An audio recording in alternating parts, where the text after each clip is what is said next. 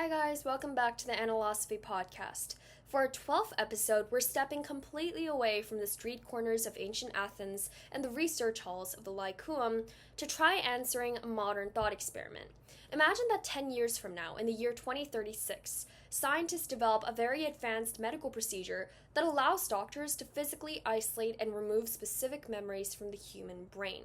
The procedure has been tested extensively, the results are quite promising, there's zero physical complications so far, and plus there's no risk of accidentally damaging your other memories. If you're going to go through this procedure, you'd simply sit down with a doctor, identify a particular memory track, and afterward that specific memory would be gone for good. Now imagine that the doctor places a legal form in front of you, hands you a pen, and asks you to sign your name to choose exactly what you want to erase. What happens here is that, as we can see, humanity gains the power to rewrite its own history on an individual level. This creates a major debate, a clash between our natural desire for emotional comfort and the value of knowing the truth on top of negative experiences. I want to spend this episode talking about this scenario, potential pros and cons, and sharing my own thoughts in 4 sections. First is the choice itself and the first instinct to get rid of pain. The first thing we need to address is what people would do the very moment this procedure became available to the public. Most of us have a lot of moments that we wish we could completely erase from our minds forever. It might simply be very unpleasant or heavy emotional pain that keeps us awake at night, like the sudden and chaotic end of a long relationship, the loss of a loved one, or an embarrassing thing that we did, even if it was a long time ago, that still makes our stomachs turn when we think about it. If a doctor tells us that it's as simple as just clicking a button and making that disappear from your consciousness, your immediate survival instinct probably makes you want to grab the pen and sign the form right away. But when we really look at this initial reaction, it does make sense from an evolutionary standpoint. Naturally, our brains are wired to avoid pain and seek out pleasure. So when a memory causes continuous emotional distress, the mind does kind of treat it like a physical injury that needs to be removed or avoided. The form the doctor places in front of you represents total freedom from regret. It acts as an escape from the consequences of living in a quite unpredictable world. On a surface level, this does sound really amazing, but it does also raise a question over whether a life that's completely stripped of its painful memories is a genuine human life. In my opinion, the temptation to use this procedure would be almost impossible for people to resist, because how much human memory impacts you can be very overwhelming at times. The idea of just wiping the slate completely clean sounds very peaceful, and it's quite easy to see why someone would look at that pen and think that signing the paper is ultimately good for them because it's an act of self-care. But we do need to look at the complete opposite. We do have to look past that feeling of relief and ask ourselves what we're actually giving up when we hand over a piece of our memory or a part of our history to be destroyed and gone forever. So that is why this immediate wanting to erase suffering shows how much we fear us being vulnerable as well. We want to believe that we can control our environments and our emotions many times, and this hypothetical technology does give us control and gives us the reins. But by choosing to erase the moments that hurt us, we're also choosing to avoid the process of actually processing our emotions. So that is why this initial instinct to sign the form might feel like an act of liberation, but we do need to look even deeper than that. Furthermore, if we look at this choice from the perspective of how much net happiness it brings into the world, we can tell that the argument for signing the form becomes very persuasive. Think about the massive amount of human energy that is spent almost every day because people are thinking about their regrets. People spend years very traumatized by the memory of a bad decision or an opportunity they let just slip through their fingers. If this medical procedure could instantly release all of that energy, the total well-being and the total productivity of society would increase, if not skyrocket. People would finally be free to live in the present as well.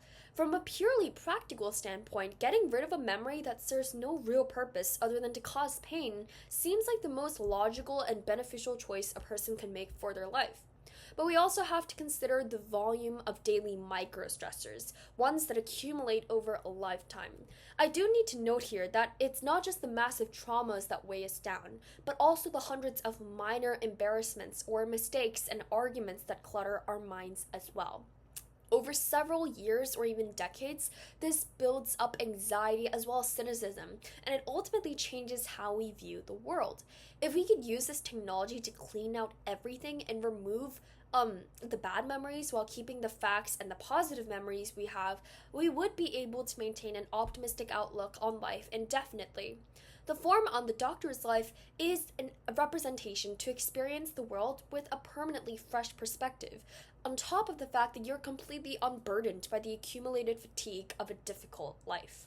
If we look at the pure utility of human consciousness, we have to realize that our brains have a limited amount of processing power. And when you spend hours every day replaying a conversation you had a long time ago, you are actively draining resources, mental resources, that could be used to do other things like learn a new skill, appreciate the people who are currently in your life, or just in general build a better future. This technology could be viewed as an incredibly important optimization tool for the human mind, which allows us to clear out everything that slows down our psychological system. By signing that form, you're choosing to prioritize your future well-being and your current well-being over past that probably can't be changed anyway. People would be much more willing, furthermore, to take creative, professional risks if they knew that the absolute worst-case scenario, which is just failure, could be deleted from their minds if it turned out badly. The fear of failure is what keeps most people scared of taking many and major risks, and they're scared by the thought of how much a future mistake might hurt them. And this procedure, that fear completely gets rid of, which basically leads to a wave of human potential, as well as exploration of things that you may never even have tried. And the legal form in front of you becomes a representation of independence from fear itself, on top of erasing your memory. So that is why I do want to state that this thought experiment is very interesting, not only because of the idea of the technology, but also because of how much symbolism that it has behind every aspect of it. But the second section, is the value of negative experiences. Because we look at the pros already, we need to explore the actual function of bad memories within the general scope of the human experience. Let's think about time before 2036. Before this technology existed, we really had to accept that life is an inevitable mix of good and bad moments. We had no choice but to deal with both, because, well, such is life. But if you remove the bad moments, you might accidentally destroy the very things or experiences that make you a mature, strong, resilient, and complex person.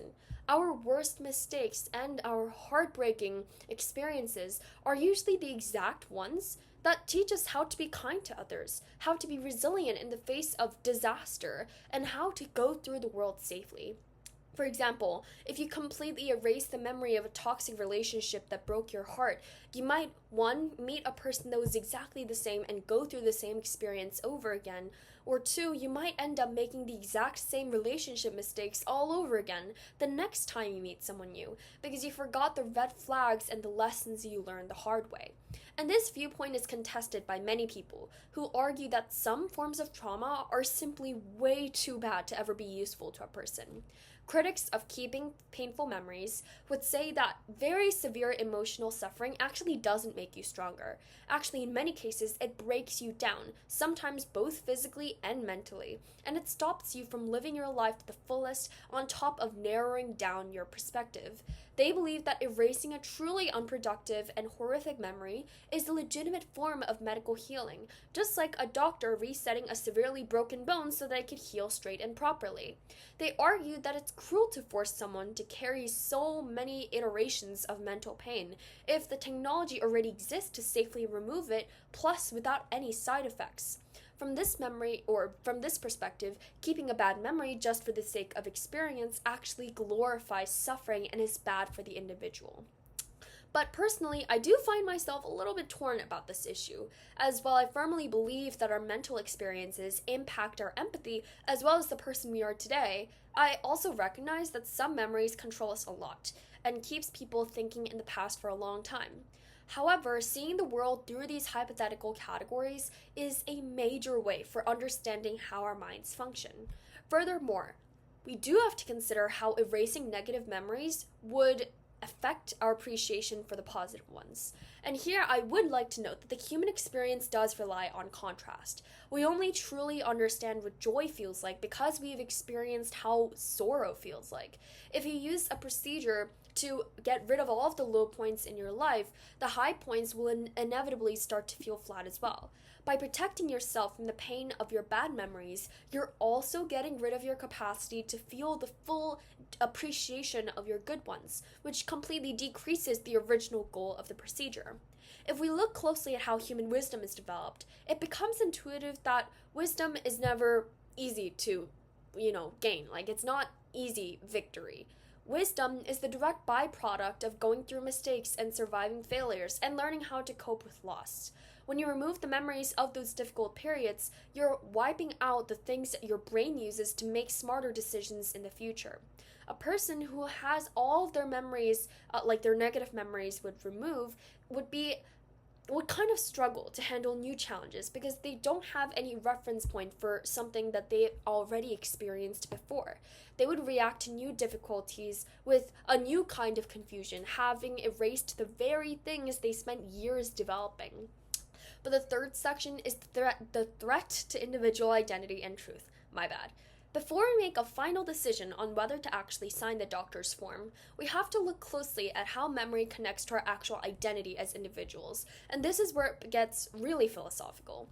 And I would like to note that although, we live in bodies, it's not just a physical thing, because you're not just a physical body walking around the world. You are also the sum total of everything you've ever seen, felt, thought, and done across your entire existence, which is what makes all of us unique, our different experiences. Although that's just a part of it, that's a large part of it. If you start pulling out specific memories from your past, your personality might start to be impacted as well, in ways that you completely forgot to predict. If you change your memories, you're also changing who you are as a person, which means it's arguable that the individual who walks out of that clinic might not actually be the same person who walked in and signed the paperwork. And you're basically creating another version of yourself. A major example of this problem is how this technology would completely impact our relationships with the people around us, and not just yourself. Imagine that you share a very impactful, perhaps kind of like a chaotic experience with a close friend or a sibling, but you decide to erase your memory of it because it brings up too many emotions for you to handle.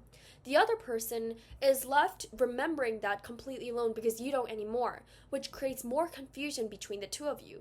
You would remember a really different version of reality than the people who love you most, which makes true human connection almost impossible to maintain. In my opinion, this is the scariest part of the hypothetical procedure, because it does isolate you in a world of your own making, where on one hand you are safe from pain, but you're also disconnected from the actual truth of human life.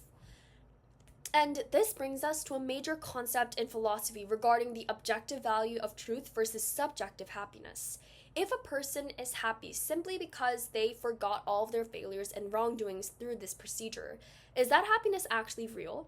Because most people would argue that a life lived in a state of self-induced editing significantly has less value than a life lived in accordance with reality, even if it has worse experiences. If you run away from the truth, you're also living as a ghost of yourself, and it kind of goes through an existence where nothing can truly touch you or change you, because you have decided that you're not really open to the memories that you experienced before, even if it's moments of failure where you actually grew as a person afterward. We also have to think about the implications, the moral principle implications, because we already looked at the practical aspect of things that involve how we've already treated other people.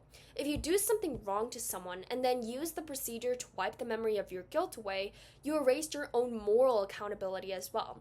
For example, the victim of your actions still carries the pain, no matter how minor it is, if you genuinely did something wrong, while you get to walk around with a completely clean conscience simply because let's say you could afford the medical procedure. Let's say it's quite expensive. And this turns memory erasure into something that you could use for avoiding growth, both physically and morally, which allows people to escape the consequences of their behavior without ever having to make amends. That really leads to true change in your behavior. And when you look at this from a societal perspective, if you spread this to everyone, the use of memory erasure would destroy the concept of shared reality, and things that you share with other people are incredibly important because a society is built on memory that they share all together. The understanding of everything we have been through together, both the triumphs and the major tragedies. If individual citizens start trying to basically edit or delete their personal past to maximize their own individual comfort, our history also begins to dissolve into millions of disconnected and highly subjective versions of reality. I would say that we would no longer have a common ground to stand on because people would simply delete any historical event or personal interaction that made them feel uncomfortable or guilty. But the fourth section is the conflict of philosophical ideals on reality and happiness. And instead of trying to figure out a practical way to manage this choice, we need to look directly at the eye of the conflict, the philosophical ideals that this technology forces into the light, because this is really just the real debate. On one side of the issue, there is an ideal that argues that the ultimate goal of human life is to experience the most amount of happiness and the least amount of suffering. And from this point of view, a memory is really a series of connections or a pattern of connections in your brain. And if that pattern is causing you unhelpful and continuous pain, it's logical to change it. And this ideal suggests that our primary duty is to the living, breathing person who is suffering right now in the present moment. And forcing that person to keep hurting just to stay loyal to an unchangeable past is cruel to that person. But standing in direct opposition to this is a completely different philosophical ideal that places the absolute highest value on truth and seeing the universe exactly as it is, regardless of how much it hurts. And this viewpoint says that living a genuine life means accepting reality, including the parts that pretty much break us down and leave us with a lot of things that we won't be able to forget sooner or later. And according to this perspective, when you use something to erase your bad memories, you are filtering everything you've been through over an honest one. And that choice changes the worth of your experiences on top of who you are as a person, which we discussed earlier. And this claims that a person who chooses to live in a past that we've really deleted and edited has given up on actually growing and improving themselves because they have decided that their personal comfort is more important than the actual truth. But it's really conflicting views because they both have their pros and cons. And when we weigh these two ideals against each other, we're really asking the bigger question: what does it mean to live a life that has genuine purpose and worth?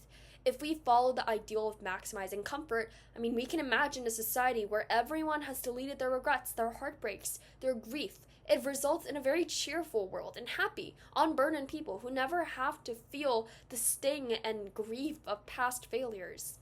But when you look closely at it, it does start to feel a little bit emptier than before, even if people are happier, because you realize that these people are different from who they are before because they've sacrificed moments of growth that they genuinely had, which was through the challenges that they faced in many cases. And I think, in the comments, you can definitely debate me, and I'm totally fine with that. But in my opinion, the ideal of truth must ultimately win over the ideal of pure comfort if we want to remain fully human. And it's not because I've experienced a deeply traumatic event that scarred me or anything, but I do understand that I'm not really an expert about this, and that's not why I started this channel. As I said in the episode 0, I don't do it because I have all the answers, but because I have a lot of questions. But for me, I think our memories are our only direct connection to the actual history of our lives, and erasing them limits our ability to interact honestly with the world. And even though carrying the weight of our worst moments can feel brutal at times, it is an honest reflection of reality. And facing it is the only way we can ever hope to achieve true wisdom. And when you sit down in that clinic chair and look at that piece of paper, I feel like if I took the procedure and completely forgot everything, I would indeed turn out to be not a bad person, but a different person than I am. And I don't really know how I would feel about that, actually, because I feel like the challenges that I've been through don't really feel good in the moment. And I do think about all of the embarrassing moments that I've been through so far. And I know I'm probably going to go through worse ones in the future, and it's not going to get really any better in many cases. But I do know that the scientists who create this procedure will be celebrated as absolute heroes who cured heartbreak, but the ultimate decision lands on the individual sitting in the chair. And I think I can definitely think in both perspectives, because that failure really stings and it isn't really a good feeling. But at the same time, I know that I grew most because of those experiences. But thinking about what I said on the pro side of taking risks and whatnot, I do kind of agree with that side as well. So whether you would sign that form or walk away from the clinic forever, I think this thought experiment does force us to look very closely at what it actually means to be a human being and what it means to live a genuine life. So thank you for joining me in this episode. It's been a lot to think about, but as always, keep reading, keep questioning, keep being curious, and keep examining your history. I'll see you in the next one. Bye.